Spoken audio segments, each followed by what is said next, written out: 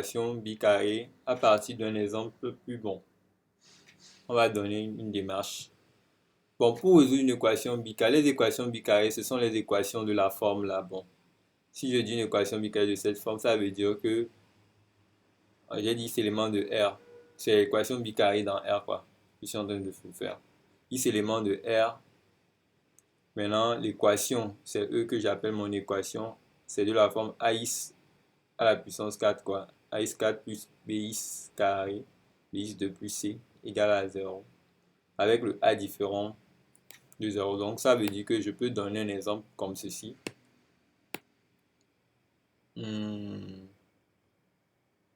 Bon, si je prends ça, je vous fais ceci comme étant. Bon, ça peut être par exemple peut-être 2t à la puissance 4 puissant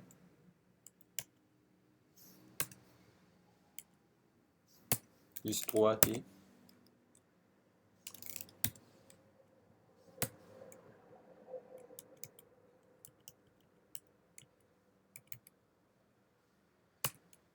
plus 5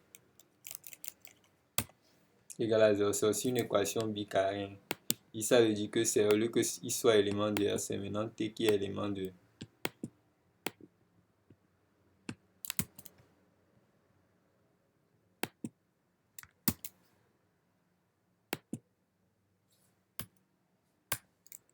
dans mon exemple, c'est t qui est élément de R.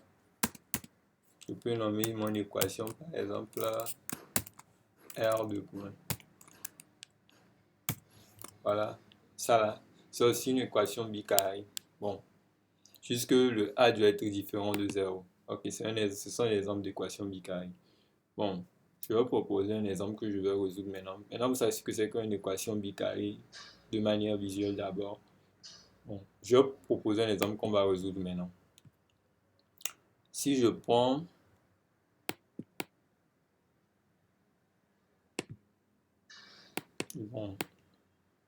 mon E.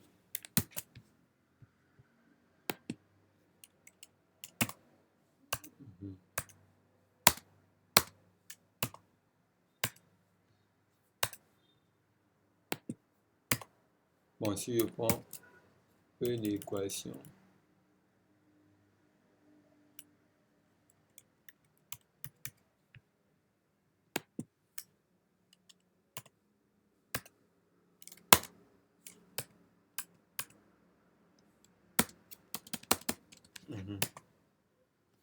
Exemple, on va résoudre E d'équation. Je prends X à la puissance. Bon, je vais prendre X à la puissance 4 plus. Je vais prendre. Bon, je vais faire moins 20. Moins X au carré plus 64.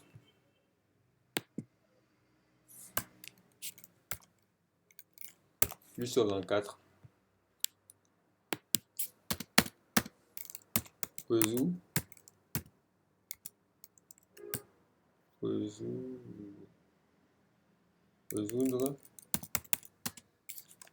E. Mon équation là dans R, résoudre E dans R. Dans R. Voilà. Je demande de résoudre ça là dans grand R.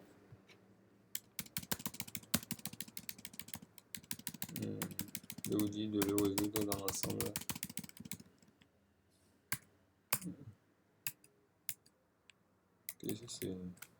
Voilà. Je demande de me résoudre ça dans grand R. Bon. Après ça, on va donner une technique. Bon. D'abord, bon, pour résoudre ce type d'équation, pose d'abord une inconnue auxiliaire. Puisque ceci, il est à la puissance 4, pour le ramener à une équation de degré 2, pour le résoudre facilement. Donc, on va poser une inconnue auxiliaire. On pose. Bon, moi, je choisis posons.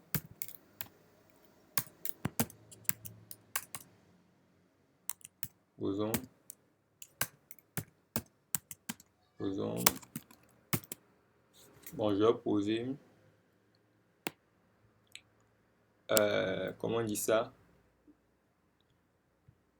U égale à quoi? Je vais poser peut-être U égale à... Voilà. Si je pose mon U, ça doit être égal à... Et comment on dit ça?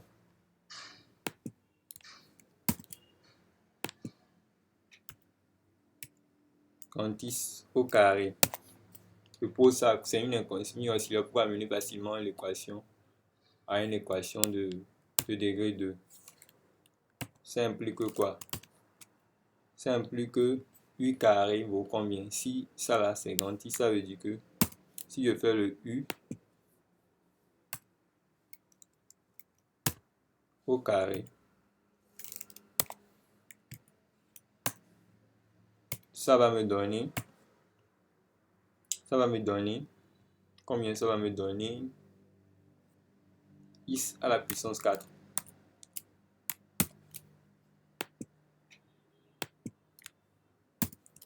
Voilà, ça va me donner, bon, c'est résolution de gestion de résolution de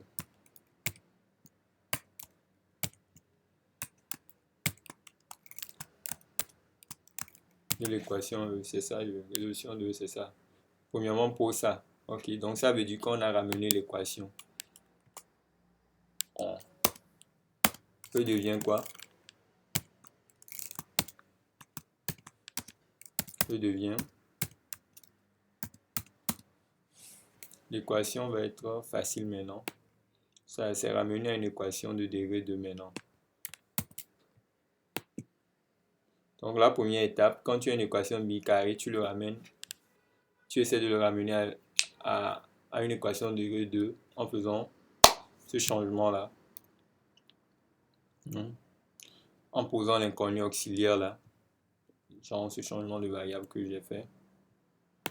Bon, je dis changement de variable. Bon. C'est juste une inconnue auxiliaire que j'ai posée ici. Donc c'est en posant d'abord une inconnue auxiliaire. Bon, maintenant l'équation. Si ça veut dire que ça là, ça est devenu U carré.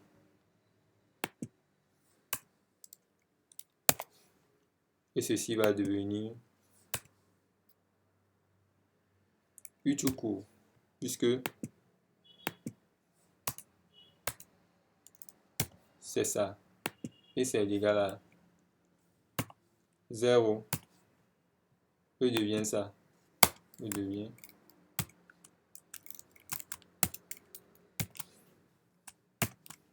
Facile à résoudre maintenant. Maintenant, tu vas résoudre ça. Donc, on va chercher le delta. On a le discriminant. Je vais aller voir ce que ça va me donner. Bon, si je prends ceci, qu'est-ce que je veux? Mon discriminant.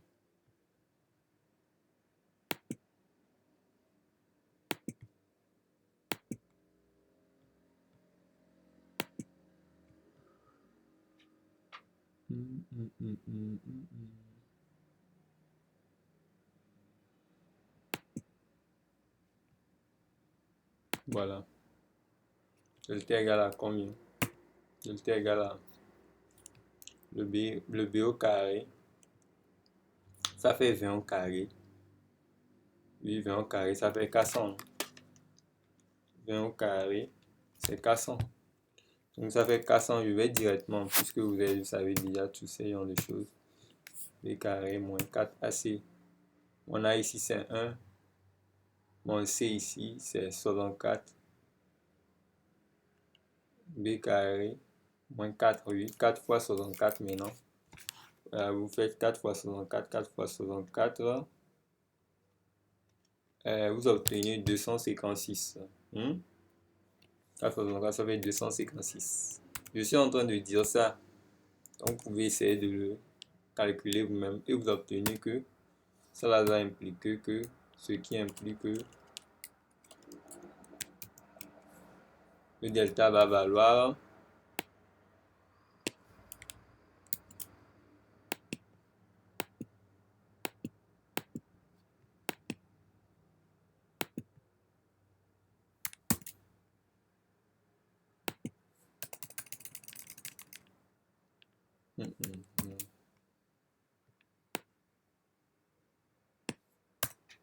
bon, le delta va valoir 144. Si vous calculez 144, ce qui implique que la racine de notre delta vaut. On peut faire ça en même temps là-bas. Hein. Bon, ce qui implique que la racine carrée de delta. On va voir. Ici, je cherche.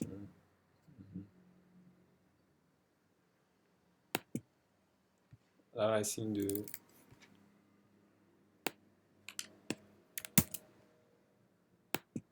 delta. La racine de delta égale à combien? Ça vaut 12, parce que 12 au carré, c'est ça. Donc, on peut donner les solutions que nous avons. Donc, bon, quelqu'un peut appeler U1, U2. Bon, moi, j'ai pas le temps, je les appelle U. De toute façon, ce sont des solutions. On va obtenir deux solutions puisqu'on a une équation de degré 2. Donc, ça fait quoi? Bon.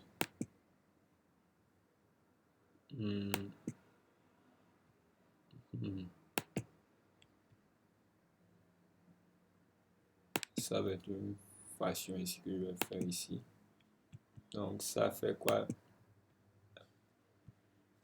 Moins b, moins racine de delta. Donc, ça fait 20. Quand je fais moins b, mon b ici, c'est moins 20. Donc, ça fait 20 tout coup. 20 moins. Or, la racine de delta, c'est 12 sur 2. Parce que le a, c'est 1. Et je vais obtenir encore un autre u. Quelqu'un pouvait mettre une distinction U1 ou bien U1, U2. Bon, mais moi, je préfère faire ça comme ça. Puisque, bon, pour quelqu'un, le U, c'est... Si quelqu'un nommait ceci U1, quelqu'un d'autre pouvait nommer ça aussi U2 ou un genre. Ce que je veux dire par là, vous êtes en train de voir. Bon, donc je vais nommer ceci encore U, qui va valoir ici.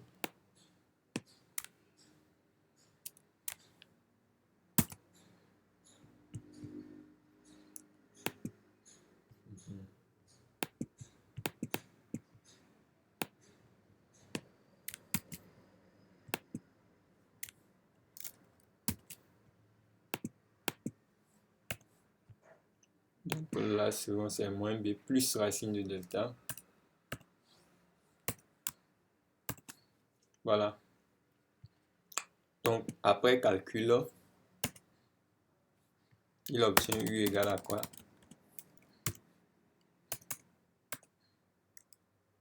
U égale à ici. Lorsque vous faites 20 moins 12, vous obtenez 8. Ici, ça fait 8 sur 2, ce qui fait 4.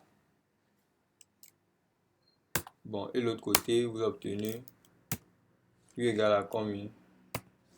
Quand vous faites 20 plus 12, vous obtenez 32 divisé par 2. Ça vous donne 16. C'est clair, vous avez compris. Bon, ce qu'il était en train de dire, quelqu'un pouvait mettre distinction entre les solutions là. C'est pour ça que je parlais de U1, U2. Bon, il n'y a pas de problème à cela. Celui qui écrit ceci aussi, il a raison. Parce que pour quelqu'un, le U1 c'est encore, peut être le U2. Pour d'autres, le U2 peut être le U1. Genre, bon. Ok. Donc maintenant, on a ça. Puisqu'on a posé mon inconnu auxiliaire U comme étant x au carré, pour trouver la solution de notre équation bi carré, pour trouver la solution de E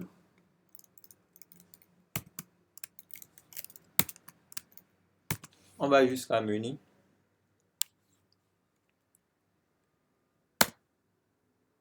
les choses, puisqu'on nous disait que U carré, U c'est iso carré, donc juste on refait une substitution là-bas, on remplace U par iso carré, puis bon, genre ce qui veut dire que pour la solution, pour trouver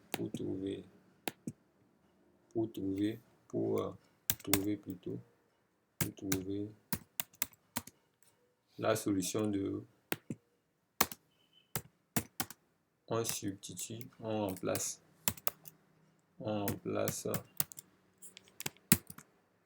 qu'est-ce que vous faites? On remplace U par iso carré et on le résout. On remplace U par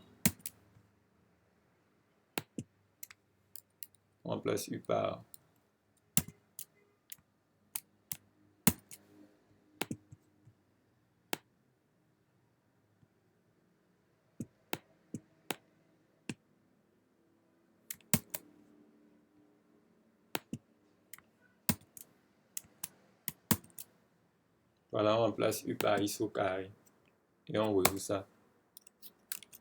Et on résout.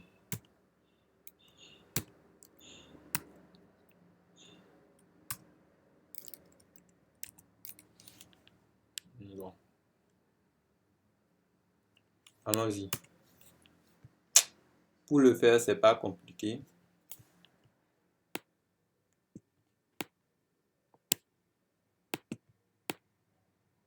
Je vais aller rapidement. Bon. Lorsque U égale à ça, là, ça implique que quoi? Ça implique que c'est... Ça implique que iso carré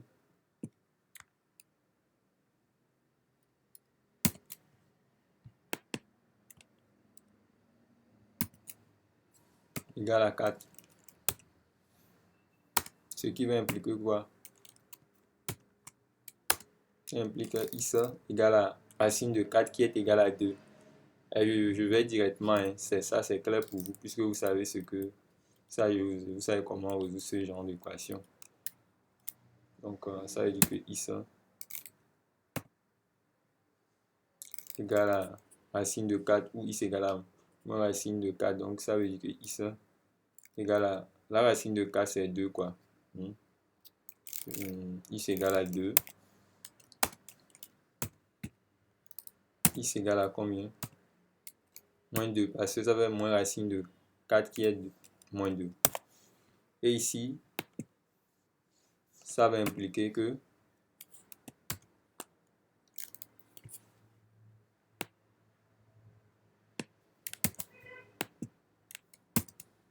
IS au carré égale à 16. Ça implique que quoi? IS égale à combien? IS égale à racine de 16 qui est égale à 4 parce que ça fait racine de 4 au carré qui fait 4. Ok. Donc IS ça vaut 4. IS vaut encore combien? IS vaut moins 4. Donc on obtient les solutions de E. Donc, bon,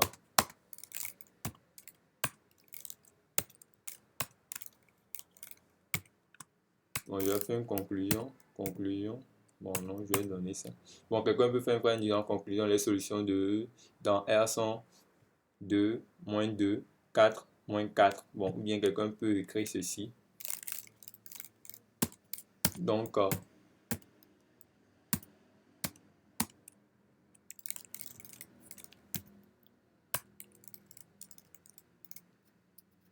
Bon, la solution là,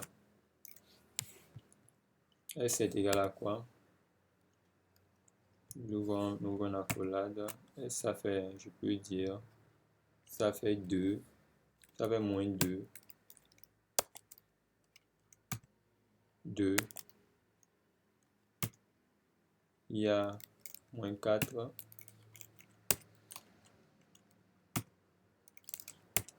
4. Et puis il ferme. C'est ça. C'est la solution.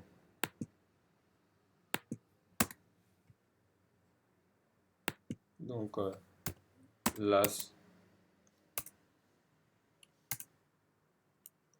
les solutions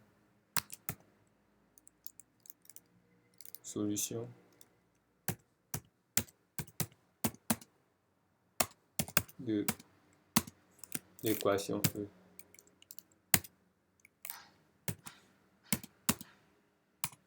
Bon, c'est ça. C'est tout pour cette vidéo. Vous avez vu la méthodologie. Bon, comme U c'est une inconnue auxiliaire, quelqu'un pouvait poser à la place de mon U grand Is. Et ici, il aurait, comment on dit ça? Grand Is égale à 8. S'il prend grand Is comme une inconnue auxiliaire, grand Is égale à quoi? Petit Is au carré.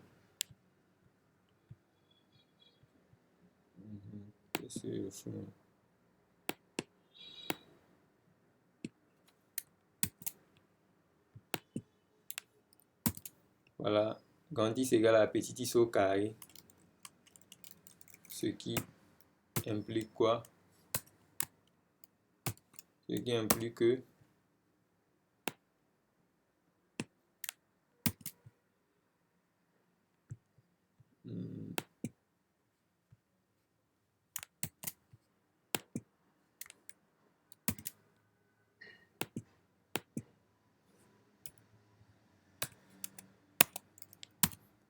et il aura grand Is carré égale à Is4 et l'équation va être ici.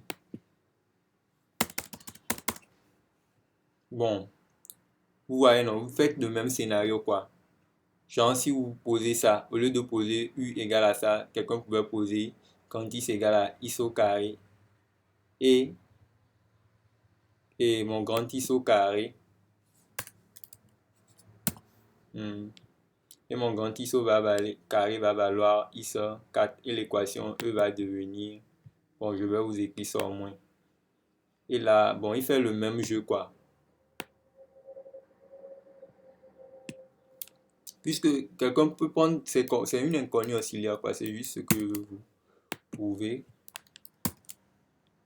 Genre, et l'équation va être en grand Is carré. Grand Is d'abord, en grand Is, voilà. Voyez, non. Comme je l'ai déjà expliqué, vous résolvez, vous faites le même jeu jusqu'à trouver la solution. Donc, vous savez comment résoudre une équation bi carré maintenant. Donc, c'est tout pour cette vidéo. À la prochaine.